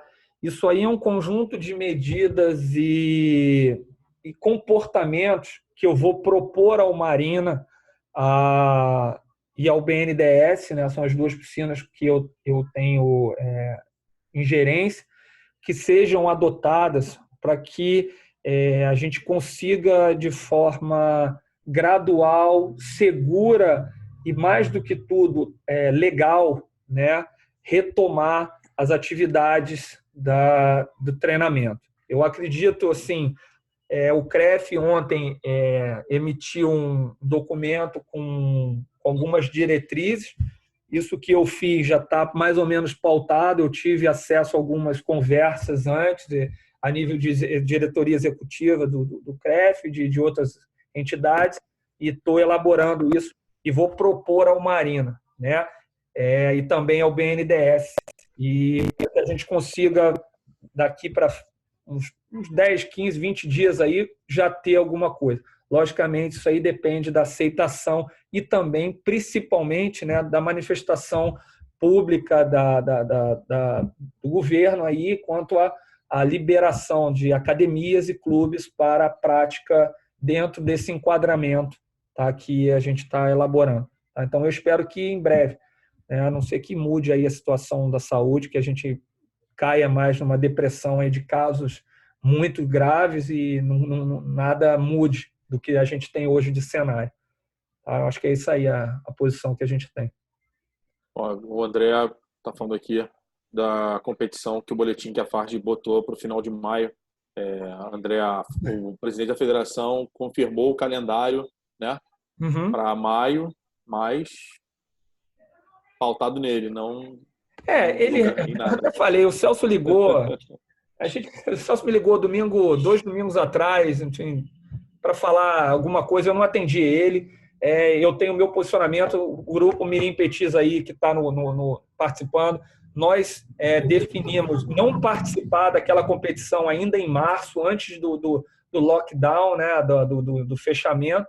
E, pessoal, fiquem tranquilos. A decisão vai ser sempre nossa e vai ser sempre pautada no que for mais seguro, tá, para a saúde e integridade física de todos vocês. Então, não é porque tem um calendário, um boletim confirmando a competição, que nós obrigatoriamente vamos participar. tem vários fatores envolvidos. Primeiro, o fator segurança e saúde de vocês, depois a questão física dos atletas, como eles vão estar, se eles vão estar se sentindo confortáveis para competir ou não. Então, isso aí tem várias coisas para a gente definir, mas não vai ser a obrigatoriedade de um boletim que vai fazer a gente competir, não. Tá? Sofia perguntando qual a expectativa da gente para o ano. Sofia, quando voltar... Pessoal, assim, nós vamos começar tudo do zero, né? E aquilo que a gente tem pregado aí a cada encontro, a cada mensagem do dia a dia, vamos aproveitar a oportunidade e nos fortalecer, nos evoluir em vários outros aspectos. Eu tenho certeza que um ponto nós seremos melhores. Tudo hoje que a gente está sendo cerceado, né? Tudo que a gente está tendo que abrir mão de fazer, vamos voltar a fazer com muita gratidão, valorizando tudo que a gente tinha antes, que talvez passasse desapercebido, né? Pela loucura do dia a dia, por nós, pelas famílias, pelos atletas. Então, eu acho que a gente tem tudo para ter um cenário muito mais grato, pessoas muito mais gratas e felizes. Então, a expectativa é a gente começar do zero, fazer um trabalho muito bom aí, físico. Eu acredito que vocês todos aí estão cumprindo bem, o que a gente vê é que vocês estão fazendo bem, que a gente evolua fisicamente, tecnicamente, e nade os campeonatos brasileiros no final do ano, tá? Isso aí tá mantido. Já existem algumas conversas a nível de Finkel, em setembro, ser a primeira competição do calendário nacional em 2020. Está marcado para 7 a 12 de setembro, em piscina curta. Ainda aguardamos a definição da FINA quanto ao Campeonato Mundial do final do ano, para saber se campeonato em curta, né, se vai acontecer. Ele acontecendo, as competições, o Finkel deve ser em curta, e acontecerá um Troféu Brasil ali no final do ano, talvez novembro ou dezembro. Então, o calendário nacional deve startar ali em setembro. Então, a expectativa é essa. Não, como eu falei já para vocês, a gente não vai fazer férias no final do ano, a gente não vai parar, a gente vai virar o ano treinando, tá? Isso aí já é importante para as famílias se prepararem a nível de viagem, de tudo. É importante que a gente consiga desenvolver um trabalho aí grande. Do dia que a gente voltar a treinar, a gente encare aí a temporada e passe o ano treinando para conseguir, em 2021, já estar num altíssimo nível de novo. É provável que a natação nacional se enquadre, né, no Sim, calendário internacional. Vire o ano também. Sul-Americana, seja em janeiro, o Sul-Americano Juvenil com seletiva nos campeonatos brasileiros de final do ano seja em final de março, início de abril, como foi... Isso inclui Infantil 2, né? Isso inclui Infantil 2, né? Infantil 2, incluindo Infantil 2. Né? Já tem a galera do Infantil aí, né? É bom saber. E... Alguém mais com perguntas? Se quiser, pode abrir o áudio para perguntar aí. Pode abrir o áudio aí.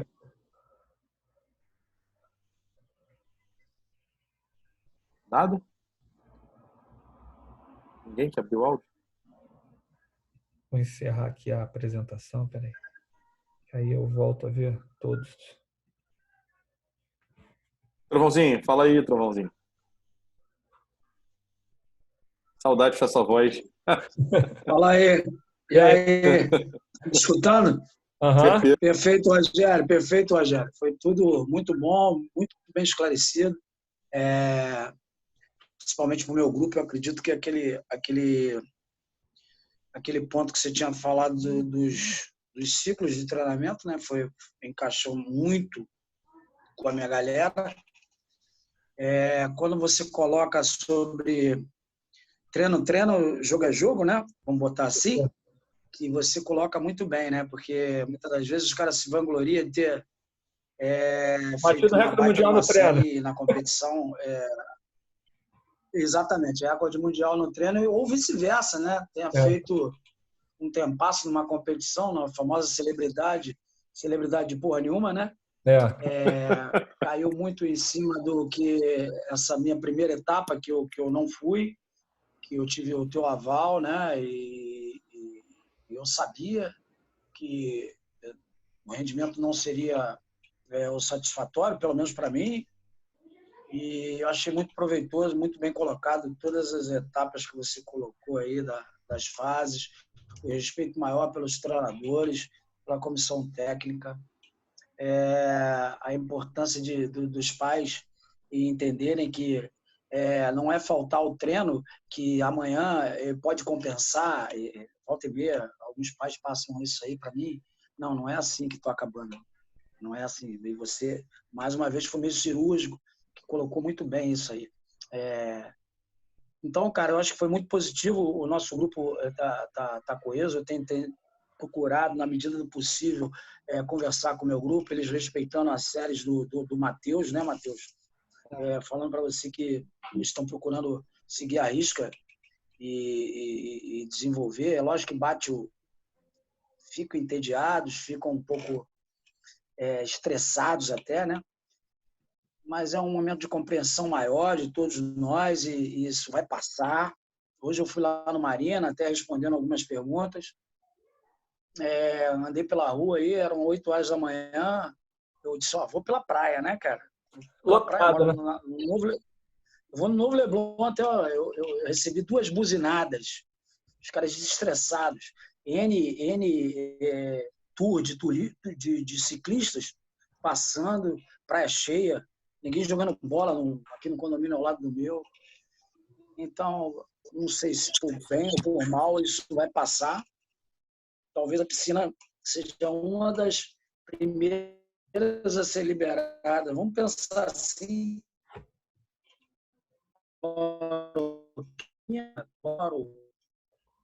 Alguma coisa a ver? Talvez não. Mas, voltando assim, atuante no que eu, como comandante da equipe, veio para o meu grupo. Eu acho que, principalmente essa fase da transição, né, de atleta, de almejar algumas coisas, e, por exemplo, o detalhe de eficácia nos movimentos de virada, atenções nas saídas, e talvez não deixe de fazer aquele índice, né, que é muito maior do que a medalha de ouro, prata ou bronze, o índice. Pô, se você chegasse, melhor. Se você virasse, melhor. Então, acho que você colocou muito bem e exemplificando toda a tua palestra. Foi muito legal. E parabéns, cara. Parabéns. E estamos juntos, estamos juntos. Isso vai passar. Falou? E vamos estar aí firme e forte. Legal. Parabéns aí, Rogério. Obrigado pela presença aí, pelas palavras. Estamos juntos. Eu acho que o sentimento é esse, de coesão, né? A comissão toda está aí. Esperamos voltar o mais breve possível, mas também que esse prazo seja a segurança de todo mundo. É o que a gente precisa, né? Não é resolver um problema criando outro, né? Antecipar as coisas aí, eu acho. Tão logo assim, eu não posso divulgar ainda o programa que eu preciso passar para o André primeiro, lá para o Cláudio, né, que é o novo executivo lá, o presidente executivo do clube. Acredito que no BNDES as coisas a gente consiga começar até antes, mas esse plano de ação vai acontecer para todos os locais. É uma forma da gente chegar, separar em grupos e enfim, dar um acesso bem tranquilo aí para todo mundo. Mas eu acredito que o pior já passou, galera. Eu acho que agora é o caminho mais curto aí para resolver isso tudo. Perfeito, perfeito. Beleza aí. Mateuzinho, Rafa, Lucas, Armando. Alguma coisa aí pra gente? Estava perguntando se todos vão recomeçar juntos.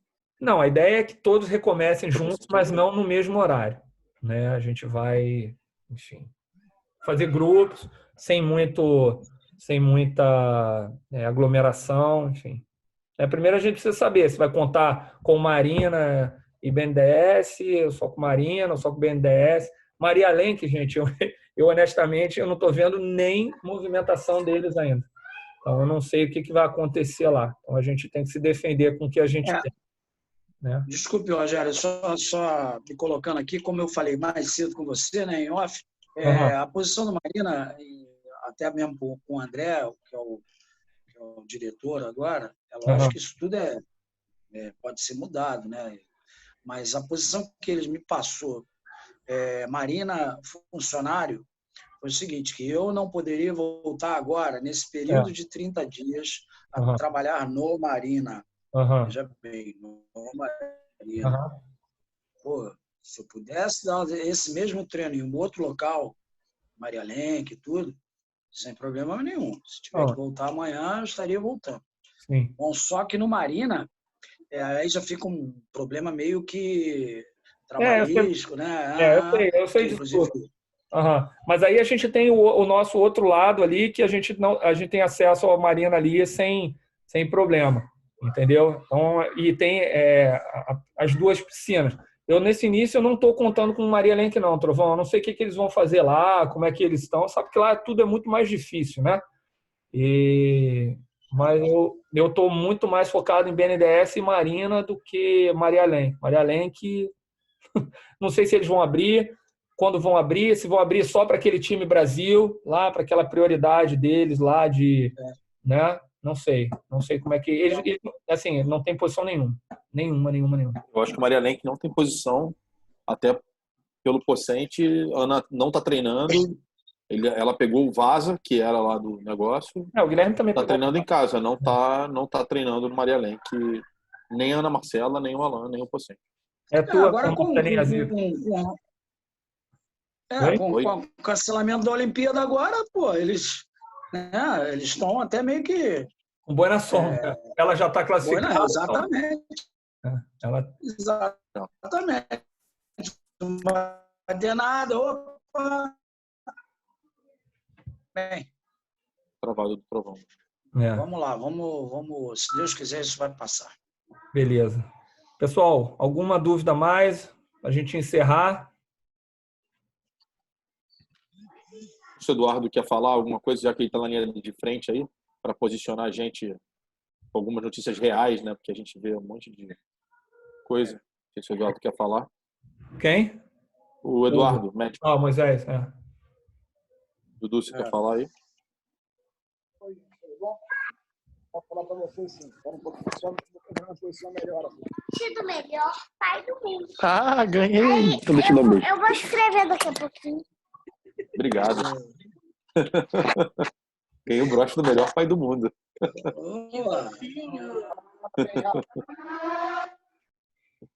Olha só, não sei se vocês estão me ouvindo bem. Sim. A posição que nós temos lá no hospital, a posição que a gente tem lá no hospital, né, eu trabalho no hospital estadual, a gente está longe do pico da pandemia ainda. Tá? A gente ainda está com um número cada vez maior de casos.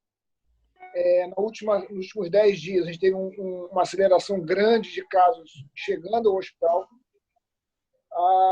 A gente aumentou a capacidade de atendimento, a gente aumentou em 500% e a gente já está lotado. Assim, a evolução é realmente ruim.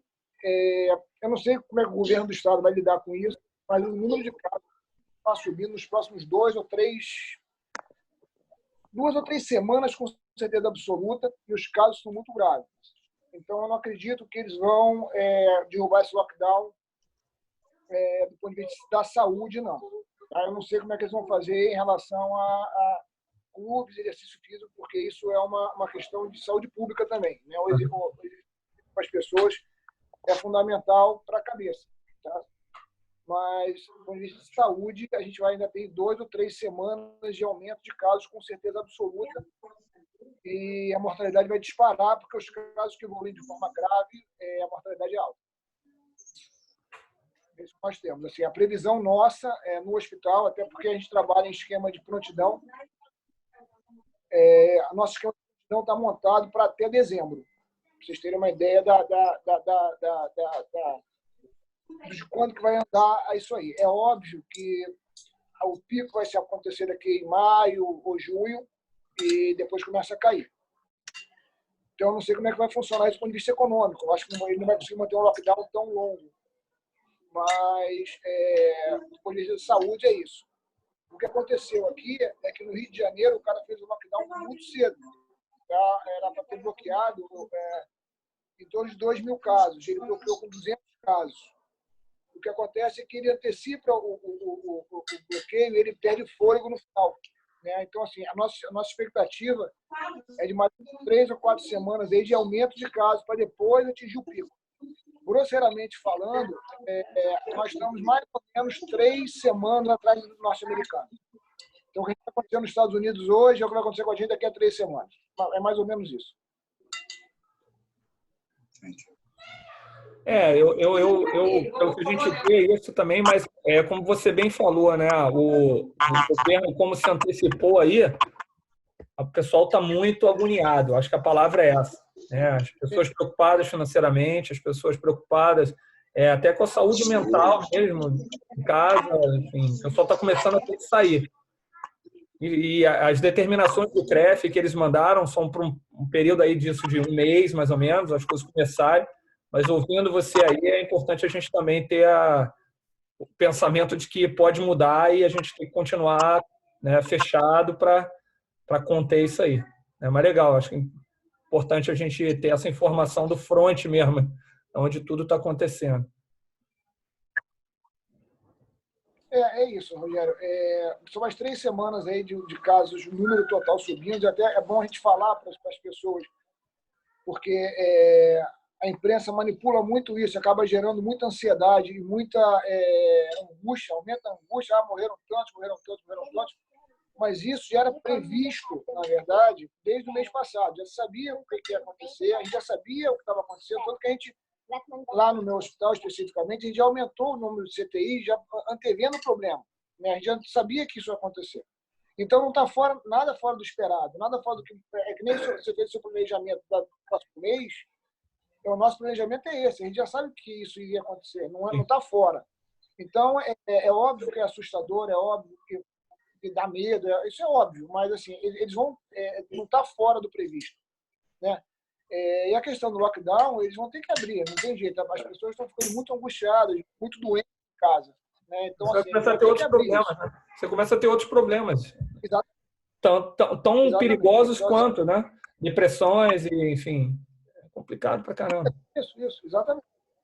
Então é isso, mas assim, a notícia do ponto que eu tenho para te passar é essa. Eu acho que daqui a 3 semanas a gente começa a uma curva boa. Se Deus quiser, acaba isso logo, né? Mas assim, ainda vai. Não os números, porque os números vão disparar ainda para depois curvar para baixo. Sim. Não, legal. Valeu, obrigado aí pelas informações. Tem que voltar a nadar logo, rapaz, porque a barriga não deixa mais nem eu sentar. Fala, cara. A gente já está nos preparativos das lives que tem hoje, aí é comer e beber, o que resta, né? 5h30 agora, Raça Negra. Raça Negra. André que vai gostar do Raça Negra agora. Porra, toda hora, vou até pegar um reforço no supermercado. Porra, vai na padaria. Loucura é o que estão feito aí, né? Padaria aqui do Recreio. O cara tá vendendo uma garrafa de Coca-Cola por R$15, cara. Caramba. Ser preso. Irmão, é um absurdo, né? Chega a ser, cara, é animal essa padaria. Porra, 7 pãezinhos, R$8,50, meu amigo. Tá doido. Tá doido. Isso é em dólar lá. E o álcool gel, meu irmão, o álcool gel agora é mais caro que petróleo. Eu tenho um guardado no carro que tá lá escondido lá no fundo. Deixa lá. Uma pergunta, Rogério, e o pinguim acabou? Não vai ter mais a competição? Ó, o Dudu ali, ó. Dudu, ó.